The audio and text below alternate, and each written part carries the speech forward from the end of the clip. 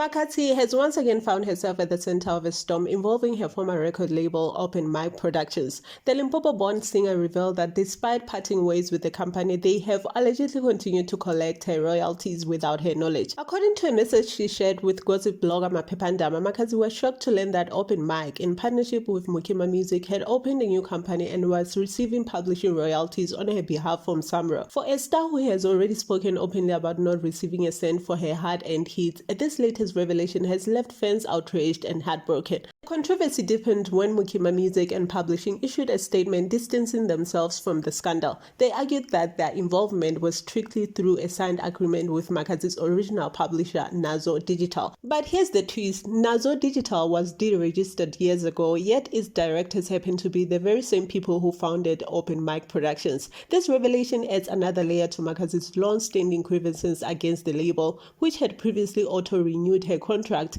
in 2023 despite her intention to leave. To many fans, this feels like a deliberate web of exploitation designed to keep her tied down while draining the financial rewards of her artistry. Artists pour their souls into their work only to be trapped in contracts and corporate tricks that rob them of their earnings. Makhadzi isn't the first. Nandipha also fought the same label over unpaid royalties, but the pattern is becoming impossible to ignore. Fans are right to rally behind her and call for legal action because while venting frustrations online can spark sympathy, it won't put the stolen money back in her pocket. This fight is bigger than just Makhadzi. It's about protecting artists from an industry that too often leaves them powerless against exploitation.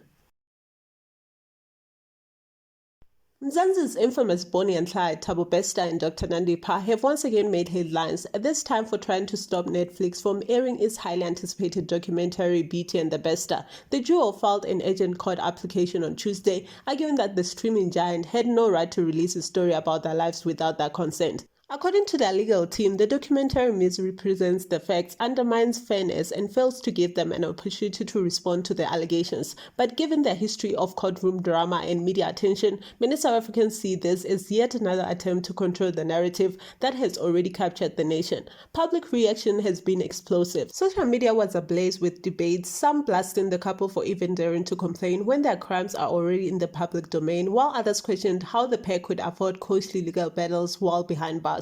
Others, however, raised valid points about fairness, asking whether Netflix should really air such content before the legal system had concluded its process. While they argue for fairness and consent, the reality is that their story is no longer theirs alone. It belongs to the public that was shocked, deceived, and impacted by their actions. Netflix, like Showmax before them, is simply documenting a crime saga that has already been dissected by journalists and courts. Unless new unverified allegations are introduced, it's hard to see how this documentary could prejudice their trial. In truth, the public deserves to hear every angle of this scandal, and if anything, this case might just give Netflix Doki even more attention than it already had.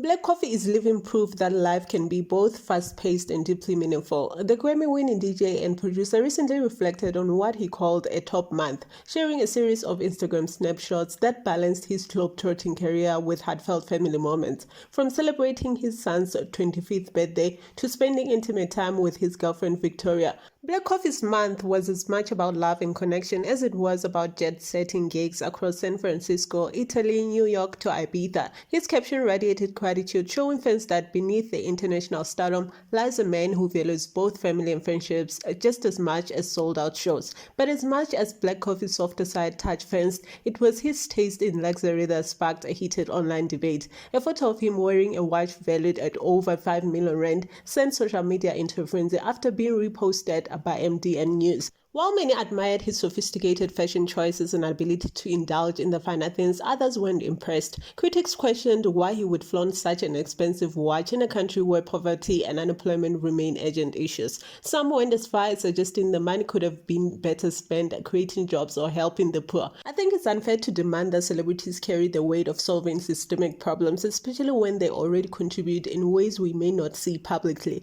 At the end of the day, Black Coffee's story this month is one of balance. A man who thrives on world stages yet remains rooted in family love, all while navigating the pressures of fame in a society quick to judge. This is the end of the video. I appreciate you watching. If you love the gossip, help us grow by liking, commenting, and subscribing. See you on the next video.